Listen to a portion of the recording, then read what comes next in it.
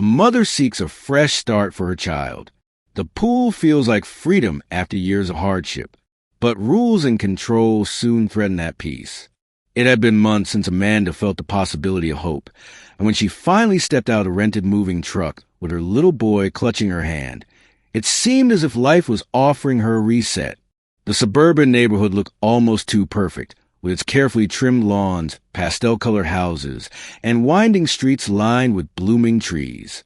For Amanda, who had spent the last 2 years scraping by in a cramped apartment above a noisy bar, this place felt like a dream. Her son, Ethan, was only 7, but even at his age, he could sense the difference. His wide eyes followed the curve of the road until they landed on the backyard pool that glistened under the afternoon sun.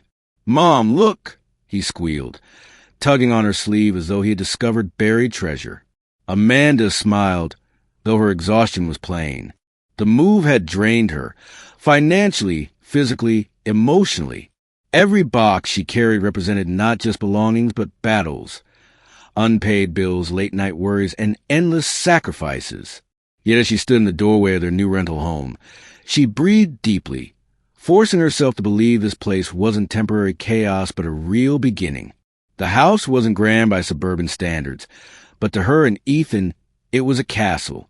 The pale blue shutters, the small porch with its creaky swing, and the wide living room that smelled faintly of fresh paint all added to the illusion of stability.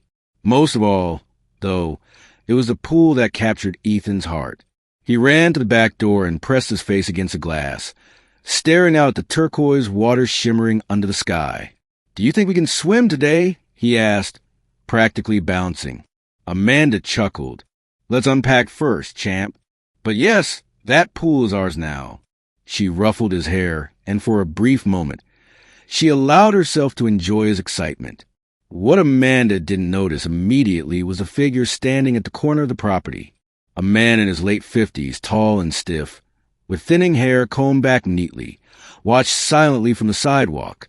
His eyes weren't filled with the neighborly curiosity one might expect. Instead, they carried something heavier: control, entitlement, and suspicion. This was Mr. Peterson, the landlord. Though Amanda had spoken to him on the phone before renting the house, she had yet to meet him in person.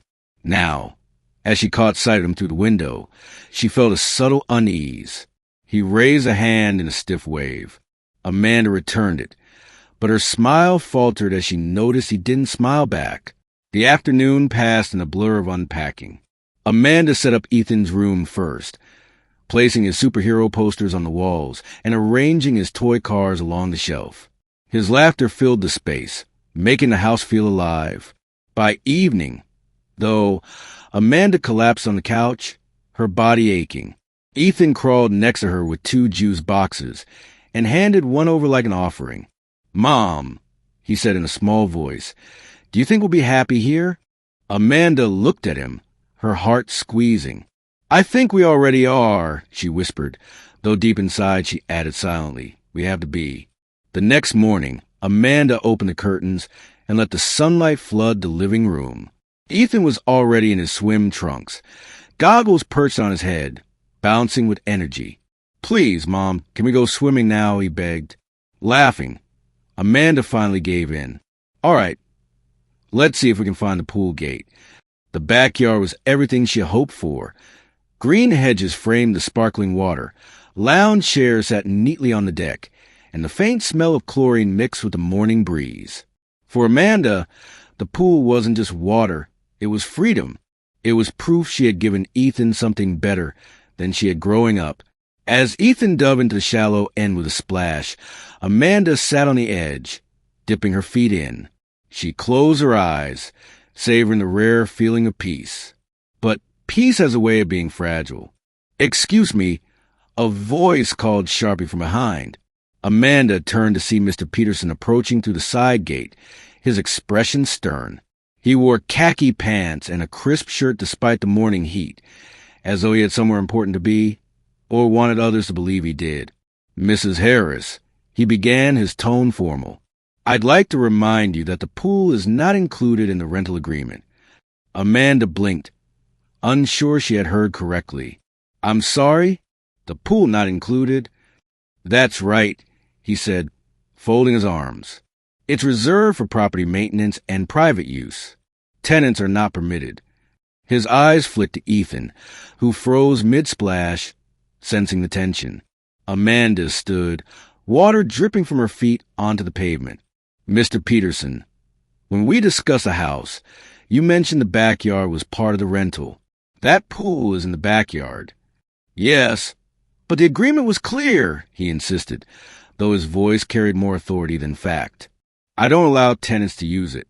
Liability issues, safety concerns, all sorts of reasons. Ethan's face fell. But it's just swimming, he murmured softly. Amanda's stomach twisted.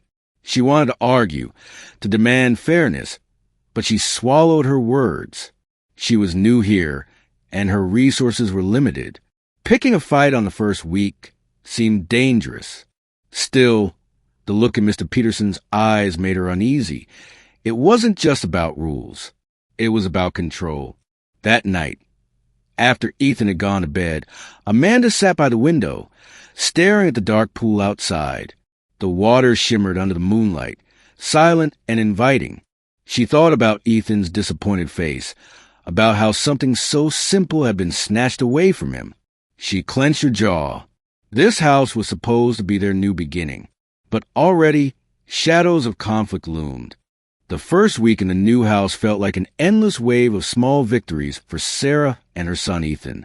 They had unpacked most of their boxes, set up Ethan's room with his favorite posters, and even managed to take an evening walk through the neighborhood. Everything felt promising, like maybe life had finally shifted in their favor. But that illusion was about to face its first test when Sarah got a knock on the door one morning. She opened it to find a man she immediately knew was a landlord, though he had never properly introduced himself in person until now. He was tall, in his late 50s perhaps, with a neatly trimmed mustache and a crisp collared shirt tucked into pressed slacks.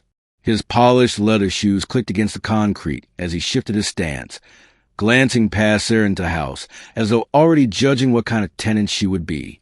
His handshake was firm but not warm, and the look in his eyes wasn't one of friendly neighbor or welcoming property owner. It was cold, calculating, as if he were sizing her up like an opponent rather than a tenant. "Good morning," he said, his tone clipped. "I'm Mr. Whitman. I own this property. Thought I'd stop by to see how you're settling in." Sarah forced a polite smile, trying to smooth over the sudden tension she felt rising in her chest. "We're settling in nicely. Thank you. The place is wonderful, and Ethan just loves the pool. He hasn't stopped talking about it since we got here."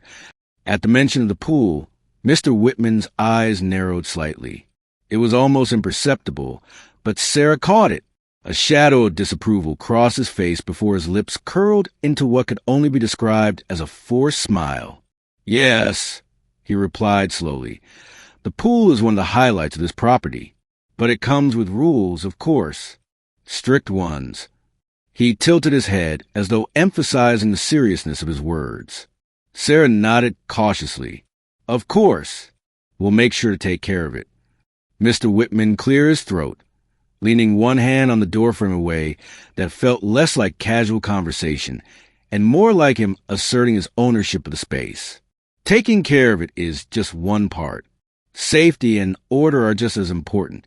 I don't want noise complaints, parties, or any misuse of the facilities. You understand? His tone was not the tone of someone offering a reminder. It was the tone of a man issuing a warning. Sarah's smile faltered.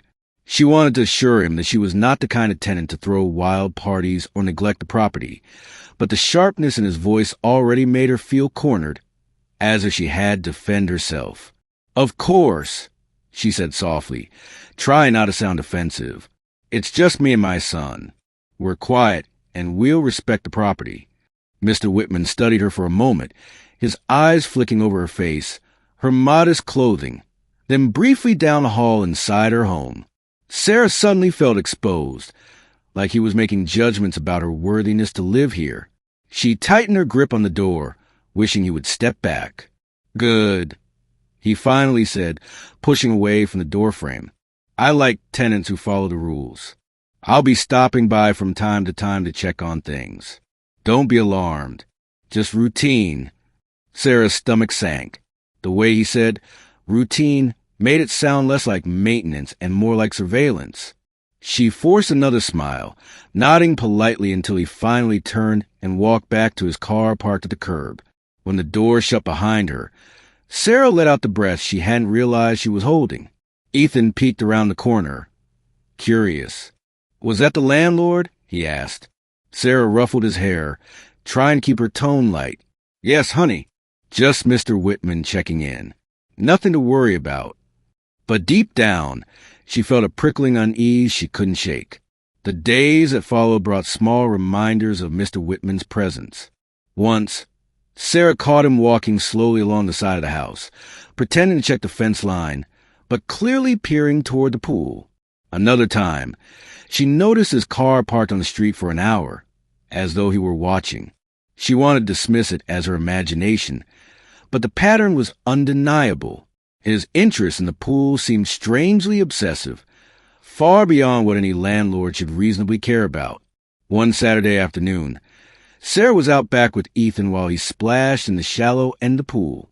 The sun was bright, and the air was filled with the sounds of laughter from other families enjoying their weekends. Ethan's joy was infectious. He kicked his feet, laughed loudly, and begged his mom to watch his tricks as he leapt off the edge into the water. For the first time in a long while, Sarah felt free. She leaned back in the lawn chair, soaking in the golden sunlight, and thinking maybe, just maybe, this was the beginning of better days. Then she noticed him. Mr. Whitman stood at the far corner of the yard, on the other side of the fence, watching them. His arms were crossed, and his expression unreadable. Sarah stiffened, instantly feeling the intrusion. She walked over to the edge of the yard, forcing herself to keep calm. "Good afternoon, Mr. Whitman," she called politely. He nodded but didn't smile. "I see the boys enjoying the pool." "Yes," Sarah said, trying to keep her tone neutral. "It's been wonderful for him." Mr. Whitman's eyes stayed fixed on Ethan, who was too busy splashing to notice. After a long silence, he finally spoke again. "Pools are a privilege, not a right. I hope you're keeping that in mind." The word sent a chill down Sarah's spine. She wanted to ask what he meant, but his sharp gaze warned her not to push further. Instead, she nodded slowly. "Of course. We're grateful to be here." Mr. Whitman gave a curt nod and turned on his heel, walking away without another word. Sarah stood frozen, her heart pounding as she tried to understand the strange hostility behind his words. That night, after putting Ethan to bed, Sarah sat at the kitchen table with a cup of tea, replaying the encounter over and over. She had dealt with difficult landlord before, but Mr. Whitman was different. His scrutiny wasn't just about the property. It felt personal.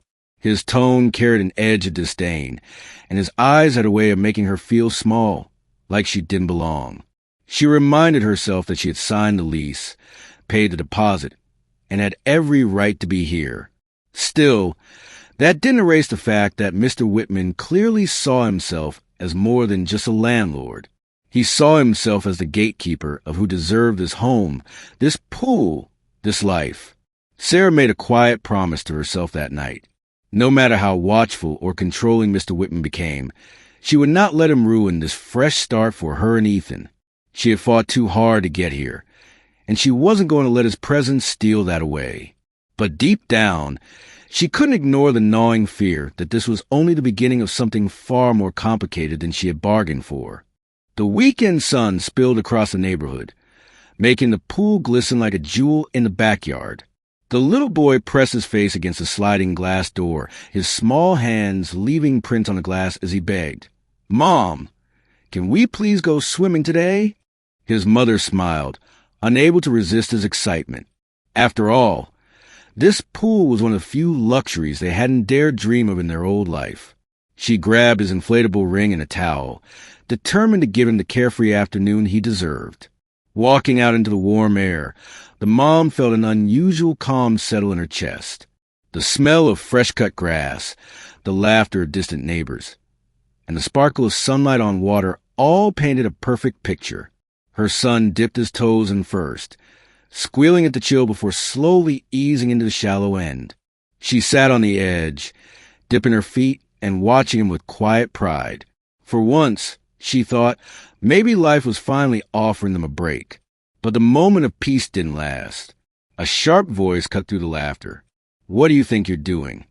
The mother looked up to see the landlord striding toward them, clipboard in hand as always, his jaw tight, eyes flashing. Her son froze in the water, his small face suddenly clouded with confusion. The mom stood up, brushing water off her legs. "We're just enjoying the pool." "It's part of the rental, isn't it?" she asked carefully, trying not to escalate the moment. The landlord stopped a few feet away, his voice rising. "That pool is not for tenants. It's for responsible use only." His tone was sharp, his words dripping with disdain. He waved the clipboard like a weapon. "I don't want any accidents, any damages, or any unsanitary issues." I thought that was clear. The mother's eyes narrowed, her calm cracking. "Clear? You never said anything about not being allowed to use it. In fact, you showed it to us when we signed the lease." Her son clung to the pool's edge, his knuckles white, sensing the tension but not understanding it. The landlord's lip curled into a smirk. "Well, I'm saying it now. Consider the pool off limits." His voice carried across the yard, loud enough for a few neighbors to glance curiously over their fences. The mother felt heat rise in her cheeks, not from the sun, but from the humiliation of being singled out so brazenly. She crouched down by her son, gently coaxing him out of the water. His little shoulders slumped, and the joy in his eyes dimmed. "But why, Mom? Why can't we swim?" he whispered, voice trembling. She swallowed hard, forcing a steady tone. "It's okay, sweetie. Let's go inside for now." But inside, she burned with anger. As they gathered their things, the landlord stood with arms crossed, his expression one of smug victory. "I'll be checking regularly," he said pointedly. "Don't test me." His footsteps crunched on the gravel as he walked away, leaving the echo of authority behind him. Inside the house, her son collapsed onto the couch, fighting tears. "It's not fair," he muttered. His mother knelt down, brushing his damp hair back. "You're right, it isn't fair," she said softly. "But sometimes people make rules to remind you that they're in charge. We won't let that stop us from being happy here." That night, while her son slept, she sat at the kitchen table replaying the scene in her head. She thought about the way the landlord looked at her, not just with strictness, but with something darker, a mix of superiority and contempt. It wasn't just about the pool. It was about control, about making sure she knew her place as a tenant, as a single mother, as someone he thought he could push around. The days that followed only made it worse. Each time her son gazed longingly out at the pool, she had to turn his attention elsewhere. She tried suggesting trips to the park, movie nights, anything to fill the void. But every time, his small voice carried the same disappointment. But the pool is right there. Neighbors began to notice, too. One afternoon, a woman from 2 houses down stopped her in the driveway. "I thought I saw your little boy in the pool last week." "He's not allowed," she asked kindly. The mother sighed, explaining the landlord's sudden ban. The neighbor frowned. "That doesn't sound right. Plenty of families around here use their pools without issue. Maybe he's just, well, particular. Particular was a polite way of saying difficult, the mom thought. But she nodded and let the conversation drop. She didn't want to stir gossip, though the truth was, the unfairness was gnawing at her every day. One evening, her son pulled a drawing from his backpack. It was of the 2 of them, smiling in the pool, with bright blue water filling the page. "I wish we could, Mom," he said quietly. Her throat tightened as she hugged him close. She knew then that this wasn't just about a pool. It was about dignity, about giving her child the simple joys he deserved. The landlord may have thought his word was final, but as the mom lay awake that night, staring at the ceiling, she felt a flicker of resolve. He could ban them. He could try to shame them, but he couldn't take away her determination to stand up for her family. Something inside her shifted, something that would soon change the entire course of their stay in that house. The night felt heavier than usual as Melissa sat in the small living room of her rental home, staring blankly at the walls. The hum of the refrigerator was the only sound breaking the silence, though it felt almost mocking, steady, indifferent, unbothered, while her own thoughts screamed inside her head. Her son was asleep in the next room, still asking questions earlier that evening about why they weren't allowed to swim in the pool anymore. She had promised him she would figure out, though deep down, she wasn't sure what figuring it out even meant. She could still see the way his little face crumbled when the landlord had raised his voice and ordered them out of the pool area. That humiliation, that sting of injustice, refused to fade. Melissa leaned forward, resting her elbows on her knees and pressing her face into her hands. The tears came again, but this time they were quieter, less desperate, more controlled. She had cried plenty in her life. Over bills she couldn't pay, over a husband who had walked out on them years ago, over endless disappointments. But tonight, her tears weren't only about sadness. They were about anger. When her phone buzzed on the coffee table, she wiped her eyes quickly and picked it up. It was her best friend, Dana, checking in. Melissa hesitated for a moment before answering. "Hey!" Dana's voice came through, warm but curious. "How's the new place? You settling in?" Melissa let out a bitter laugh. "Settling in? More like being reminded of where I stand, or where I don't belong." "What happened?" Dana asked, her tone sharpening with concern. Melissa explained everything. The excitement of finally using the pool, the way the landlord stormed in, the humiliation of being told she and her son weren't allowed, the way everyone stared as if they were intruders instead of tenants with equal rights. As she spoke, her voice cracked, but there was also a steel edge forming with each word. Dana listened silently until Melissa was finished. "That's ridiculous," Dana finally said. "You pay rent, don't you? You live there. That pool is for everyone." "That's what I thought, too," Melissa said, pacing the living room now. But the way he said it, the way he looked at me, it wasn't just about rules. It was about power. About him making sure I know I don't get to enjoy the same things as everyone else. Dana sighed. "You've dealt with worse, Mel. But I know you. This isn't something you'll just let go." Melissa fell silent at that. She wanted to argue, to say she had no choice, that she had too much on her plate already. But Dana was right. There was something inside her that refused to let this go. She had fought too hard for every scrap of dignity in her life to let a man with a clipboard and a cheap suit decide her worth. After hanging up, Melissa walked out onto the back porch. The night air was cool, carrying the faint smell of chlorine from the pool. She could see it shimmering faintly under the moonlight, taunting her. Just hours earlier, she had watched her son's joy dissolve into disappointment, and the memory burned like acid in her chest. She gripped the railing tightly, whispering under her breath, "No, he doesn't get to do this to us." That whisper became a vow. The next morning, Melissa went through her usual motions, get her son ready for school, packing his lunch, reminding him of his homework. She smiled, reassured him, and promised again that they would swim one day, no matter what anyone said. But the moment she dropped him off, her smile vanished. Instead of heading straight to her part-time job, she pulled into a quiet cafe, ordered a coffee, and opened her laptop. If she was going to challenge the landlord, she needed to know where she stood. She searched tenant rights in her state, scanning legal aid websites, scrolling through forums where other renters shared stories of landlords overstepping their boundaries.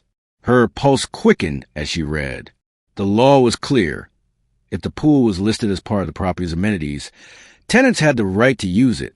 Denying access without a valid safety or maintenance reason was discrimination, plain and simple. Melissa jotted down notes, her hand shaking not with fear, but with energy. For once, she didn't feel powerless. She wasn't just some single mom trying to survive paycheck to paycheck. She was someone who would fight back, with information, with determination. That night, when Dana called again, Melissa's voice was steadier. "I think I have something. The law's on my side." Dana laughed softly. "Of course it is. You're not crazy, Mel. He is. You just need to decide how far you're willing to go." Melissa knew Dana was right. She could file a complaint, maybe even take legal action. But as she stared again at the pool under moonlight, another thought crept in, something bolder, riskier, but strangely thrilling. Why should she ask for permission to use something that was already hers by right? Why not take back control in a way the landlord would never see coming? The idea was small at first, just a spark. But as she tucked her son into bed that night, as she watched him dream peacefully, the spark grew. She had spent years following rules, obeying, staying quiet to avoid conflict. But silence hadn't protected her. Silence had only given others more room to trample over her. This time, she wouldn't stay silent. By the end of the week, Melissa had stopped crying altogether. She moved with quiet intensity, still polite when she ran into neighbors, still gentle with her son, but inside, something had shifted. She was no longer the tenant who felt small and humiliated. She was a mother who had decided enough was enough. And though she hadn't figured out exactly how she would fight back, the seed of defiance was firmly planted. As she stood at the window one night, watching the pool lights flicker across the empty water, Melissa whispered to herself once more, "This isn't over." And for the first time in a long while, she believed it. The night stretched on quietly, with the hum of the refrigerator and the occasional creak of the old rental house, reminding her she wasn't fully at home yet. But instead of fear or uncertainty, something else had taken root in her mind. A stubborn flame burned behind her tired eyes, one that whispered she didn't have to keep playing the landlord's game. The unfairness of being denied the pool, the one thing that had drawn her and her son to this property, still gnawed at her, but now it was sharpening into resolve. She couldn't sleep, tossing and turning as images of the landlord's smug expression replayed in her head. She needed to take some kind of control back, some way to tip the balance of power. In the morning, over breakfast, she studied her son's face. He was still quiet, poking half-heartedly at his cereal, clearly still wounded by the humiliation at the pool. It tore at her to see him so subdued. He deserved to be running, laughing, and splashing in the water, not being made to feel like he didn't belong in his own backyard. And in that moment, her anger solidified into an idea that made her heart race. If she couldn't use the pool, then no one would. The landlord cared about that pool more than anything. He bragged about it, kept it spotless, and used it to lure tenants. That was his prize jewel. And if she took that away, even just symbolically, she could shift the power dynamic. The thought startled her at first. It was bold, maybe even reckless. But the more she sat with it, the more it thrilled her. She didn't have money. She didn't have influence. But she had imagination, and that could be dangerous in the best way. She started envisioning what it would feel like to watch the landlord's face if he came to find his precious pool gone, not destroyed, but emptied, just a hollow shell, stripped of its gleam and allure. The mental image was intoxicating. For the first time in weeks, she smiled, a real smile, the kind that made her son look up with cautious hope. "Mom, what are you thinking about?" he asked, tilting his head curiously. She quickly disguised her grin with a shake of her head. "Oh, nothing. Just thinking we'll be okay. No matter what." But inside, the gears were turning. She didn't share the idea with him. He was too young to carry the burden of it. But she couldn't stop running through the possibilities. How would she even do it? The logistics of draining a pool weren't exactly simple. She'd seen the maintenance man connect hoses and pumps once before, years back when she lived in a different place. It was hard work, loud work. But maybe, just maybe, there was a way to figure it out. That afternoon, while her son napped, she slipped outside with a notepad. She crouched near the pool, studying the mechanics like a student preparing for an exam.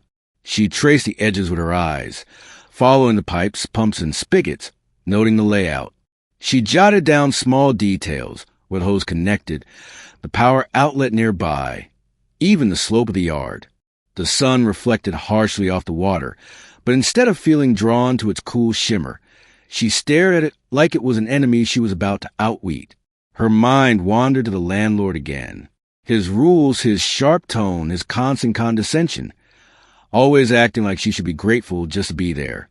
No one had ever told him no. No one had ever dared to push back. She could almost hear his voice scoffing at the very idea that someone like her, a single mom, struggling and ordinary, could challenge him. That made the thought of her plan even sweeter. But doubt crept in too. What if she got caught? What if it backfired and he tried to kick her out or sue her? The consequences could be heavy. She thought of her son, his stability, his need for safety. The risk wasn't small, and she knew it. Yet, as she stared at the still, glassy water, she realized something more terrifying than the risk. The thought of continuing to live under the landlord's control, doing nothing, swallowing her pride day after day. That she couldn't endure. The phone rang, startling her from her thoughts. It was her friend Lisa, the one she had vented to before. She debated telling her the idea, but hesitated. Lisa had always been the cautious one, the voice of reason. If she shared her plan, Lisa might try to talk her out of it, smothering the flame of rebellion before it even had a chance to grow. So instead, she kept it vague, telling Lisa she was thinking of ways to deal with him. Lisa encouraged her to stay calm, to think about her child first, to keep her head high.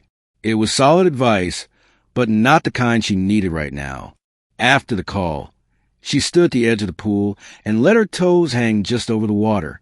The surface was perfectly still, a mirror reflecting the bright sky above. It looked inviting, harmless, but to her it symbolized oppression. Every time she glanced at it, she saw her son's disappointed face, heard the landlord's smug dismissal.